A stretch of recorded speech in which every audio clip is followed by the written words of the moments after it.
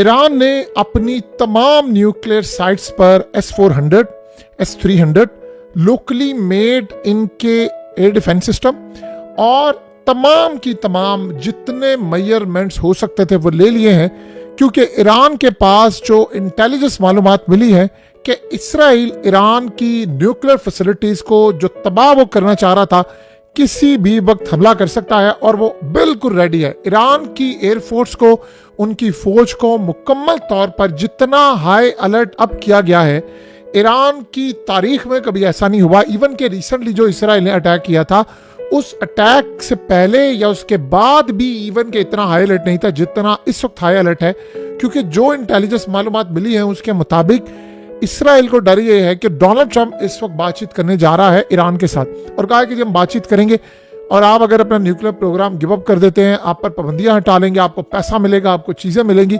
तो इस सारी सूरत हाल के अंदर ईरान ने अगर इंटरनेशनल मार्केट में तेल की भरमार कर दी, बहुत सारी चीजें कर दी, तो ईरान काबू में नहीं आएगा। और अगर उससे पाबंदियां हट गई तो वो जाहिर सी बात है फिर जहाज खरीदेगा, बाय करेगा। जब आप पाबंदियां हट जाएंगे तो चाइना उसको सप्लाई करेगा, रूस उसको सप्लाई करेगा। इस सारी सूरत हाल का अगर आप जायजा लेते हैं तो इस वक्त सबसे बड़ी लड़ाई इस वक्त होने के लिए जा रही है और वो है इजराइल की जानिब से। किसी भी वक्त अटैक हो सकता है। ईरान ने रूस के S-400 डिप्लॉय कर लिए हैं और ख़ास तौर पर ऐसे उनके डिफेंस सिस्टम हैं जो शायद रूस का मुकाबला तो ना कर सकते हो, लेकिन कम से कम उनका कहना यह है कि वो इसराइल के जितने तैयार हैं उनका हमला रोक सकते हैं। अब इसराइल को कम से कम ईरान पर हमला करने के लिए 1500 किलोमीटर ट्रैवल करना पड़ेगा उनके F-35 के साथ, और इस सूरत हाल में उनको रिफ्यूलिंग की भी जरूरत होगी। अब जो मुल्क, जिस मुल्क की यानी एयर स्पेस इस्तेमाल होगी, जाहिर सी बात है ईरान की उससे भी लड़ाई होगी। देखिए पिछली दफा का मामला बड़ा डिफरेंट था।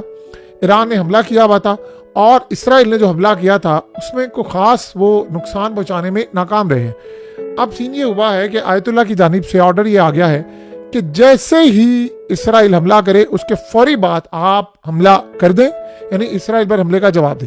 अब हुआ ये है कि इंटेलिजेंस जो रिपोर्ट सामने आ रही है उसमें यह कहा जा रहा है कि इसराइल और अमेरिका मिलकर हमला करेंगे।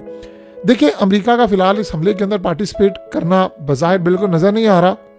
उसकी सबसे बड़ी वजह यह है कि इसराइल इस बात को समझता है कि अब एक दफा मिसाल के तौर पर मुज़ाकरा शुरू हो गए गजा के, तो वो जंग बंद है और दोबारा शुरू होने के लिए बहुत सारे मामला खराब है, वो नहीं हो पा रही।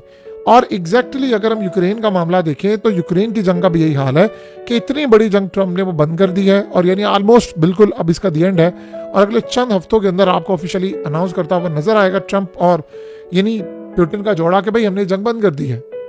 अब आप इमेजिन करें कि सारी सूरत हाल के अंदर मामला क्या है। तो इसराइल ये समझता है कि अगर हमने बातचीत का आगाज होने दिया, यानी अमेरिका का और ईरान का, तो फिर उसके बाद अगर ऑफिशियली इनकी बातचीत होगी, जैसे आपको पता है कि सऊदी अरब ने कहा है कि वो फैसिलिटेट करना चाहता है, अगर अमेरिका और ईरान बातचीत करना चाहते हैं तो आप रियाज में आ जाए। जिस तरह यूक्रेन की बातचीत हो रही है तो वो कह रहे हैं रियाज में मीटिंग करें, यानी हम आपको फैसिलिटेट करेंगे। और सऊदी अरब ने ईरान को भी कहा है कि हम इस सारी सूरत हाल में आपकी मदद करेंगे, पूरी तरह अपॉर्चुनिटी है ये, और वो आगे बढ़कर किरदार अदा करना चाहते हैं। इसराइल को ये लग रहा है कि एक दफा बातचीत का आगाज हो गया तो फिर मेरे लिए हमला करना बहुत ज्यादा मुश्किल हो जाएगा, लिहाजा उसने फैसला किया है कि इस हमले से पहले अगर कोई बातचीत हो तो फिर उसको हम नाकाम कैसे कर सकते हैं। वो सिर्फ एक ही सूरत हो सकती है कि हम हमला कर दें। अब यहां सबसे बड़ा नुकसान होने के लिए इसराइल के खिलाफ जाएगा। देखिए एक बात आप समझ लें, जेफरी की वीडियो में ट्रंप ने ये बड़ी क्लियर पैगाम दे दिया था कि वो नेतन्याहू का साथ नहीं देगा ईरान के हमले में, और एग्जैक्टली गालिबन ये सूरत हाल होने जा रही है क्योंकि वो नई जंग नहीं छेड़ना चाहता। ये याद रखिएगा, अमेरिका अगर इस जंग में पार्टिसिपेट करता है तो यमन से लेकर ईरान से लेकर तमाम जगहों पर जंगें छिड़ जाएंगी। और फिर याद रखिएगा रूस की जंग ऑलरेडी खत्म होने के लिए जा रही है, वो ओपन हो जाएगा, उससे पाबंदियां हट जाएंगी, वो ईरान की हर तरह से मदद करेगा। तो ये काम नहीं होने जा रहा। ट्रंप ने ईरान की ऑयल फैसिलिटीज ये वो उस पर हमले की बजाय उस पर आपको पता है कि कल पाबंदियां लगाई हैं, और खासतौर पर चाइना से लेकर अरब कंट्री से लेकर ईरान, हर जगह पर जो लोग उनके तेल को नाम बदल कर बेच रहे थे, यानी शैडो फ्लीट, वो मुकम्मल तौर पर उसने बैन किया है। तो वो बैन करवाना चाहता है इस तरह। ये बैन करने का उसका कतन कोई इरादा नहीं है कि जी हम इस सारी सूरत हाल के अंदर इनको देखें, इनको रखें इस तरह, ये उसके बैन करने का कतन कोई प्लान नहीं है। सो लिहाजा इस सारी सूरत हाल के अंदर वो हमला नहीं करना चाहता। अब इसराइल को लगता है हम हमला करें। देखिए अगर उन्होंने हमला कर दिया तो हायर चांसेस है कि ईरान इस हमले को रोक लेगा, और उसके बाद जाहिर सी बात है फिर जंग छिड़ जाएगी, क्योंकि इस दफा तो मामला डिफरेंट था। और याद रहे अमेरिका इस दफा पार्टिसिपेट नहीं करेगा, क्योंकि वो अभी भी मना कर रहा है इसराइल को कि तुम ये हमला ना करो। ईरान ने देखिए अपॉर्चुनिटी दी है अमेरिका को कि ठीक है आप मुझसे आकर बातचीत कर लें, मैं बातचीत करने को तैयार हूँ, मामला आगे बढ़ा लेते हैं। लेकिन इस सारी सूरत हाल के अंदर इसराइल ये समझ रहा है कि अगर मैंने इन पर हमला कर दिया तो ये 20-25 साल पीछे चले जाएंगे, इनकी न्यूक्लियर फैसिलिटीज तबाह होगी। आपको पता है लास्ट टाइम जब इसराइल ने हमला किया था और वो हमला कामयाब नहीं हो पाया। आप बताइए अगर लास्ट टाइम ईरान की न्यूक्लियर फैसिलिटीज तबाह होना होती तो दोबारा हमला करने की क्या जरूरत थी? जाहिर सी बात है लास्ट टाइम कामयाब नहीं हो पाया और अब उनको ज्यादा खतरा है। पिछली दफा तो एस्टैब्लिशमेंट अमेरिका के साथ थी, इस दफा तो एस्टैब्लिशमेंट को ट्रम्प ने गले से पकड़ा हुआ है और वो जंग नहीं चाहते, यानी ट्रम्प जंग नहीं चाहता, एस्टैब्लिशमेंट तो चाहती है। सो लिहाजा अब वो ये समझ रहे हैं कि अगर ये जंग हो जाती है तो फिर हमारा पलड़ा भारी होगा। लेकिन अगर इसराइल का ये हमला रुकता है या नहीं रुकता, दोनों सूरतों में इसराइल पर हमला होगा, देन बताइए व्हाट नेक्स्ट क्या होगा। सो ये जंग जो है वो बड़ी खतरनाक लेवल पर जाने वाली है।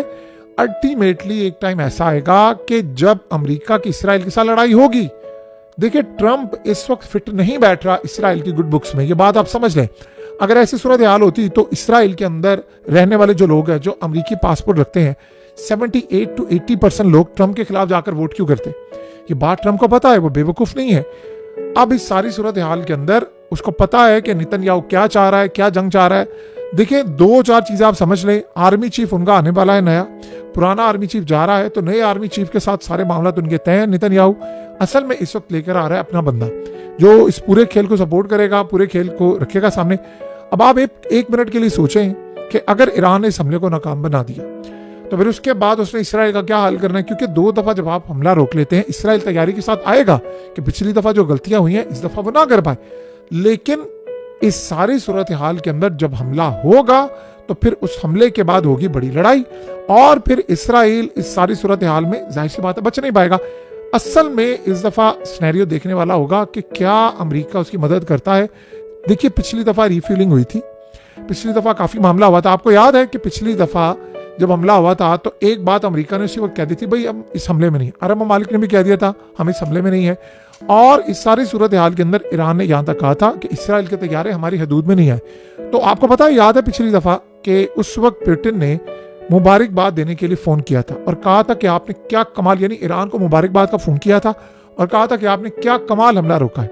उस वक्त सिनेरियो ये था कि रूस के जो एक्सपर्ट थे वो S-400 के साथ वहां पर मौजूद थे। ये बार बार कहा जा रहा था जी नहीं ये S-400 नहीं है फलाना। बहरहाल साबित हुआ कि F-35 फेल हो गया था और छोटी मोटी जगह पर उन्होंने हमला किया भी था। सो लिहाजा इस सारी सूरत हाल में इस दफा जो मामला होगा बड़ा स्ट्रांग रिएक्शन आएगा अरब ममालिक की जानिब से, क्योंकि ट्रम्प के आने के बाद ये चीज बड़ी क्लियर हो गई है कि उसने ईरान से भी जंग नहीं करनी। ये बात आप जेहन में रखिएगा। पिछली दफा का ट्रम्प और था, इस दफा का ट्रम्प और। आप ये देखें वो कर क्या रहा है, सोने के ऊपर उसने टैरिफाइड किया है, सोने का रेट आसमान पर जा रहा है और अमेरिका में सोना मुंतकिल हो रहा है, गोल्ड बार वहां पर जा रही हैं। वो चाइना पर पाबंदियां लगा रहा है, टैरिफाइड कर रहा है, वो यूरोप पर लगा रहा है, ईरान पर लगा रहा है, वो कनाडा पर लगा रहा है, मैक्सिको पर लगा रहा है, इंडिया को उसने धमकाया हुआ है, ब्रिक्स कंट्रीज को उसने धमकाया हुआ है। तो आप अगर इस सारी सूरत हाल का जायजा ले तो सबके साथ उसने कुछ ना कुछ किया है। वो ओरिजिनल जंग नहीं चाहता, क्योंकि एक दफा जंग में चला गया तो फिर इस जंग का कोई दी एंड नहीं होगा। सो लिहाजा इस सारी सूरत हाल में ये बहुत बड़ी लड़ाई होने वाली है और उम्मीद है कि इस दफा का हमला पहले से ज्यादा आसानी के साथ रुक जाएगा। हकीकत टीवी साइंस एंड हेल्थ की इस वीडियो के नीचे कमेंट जरूर कीजिए, अपनी राय का इजहार जरूर करें और इस वीडियो को हर जगह शेयर करते हुए चैनल को सब्सक्राइब जरूर करें।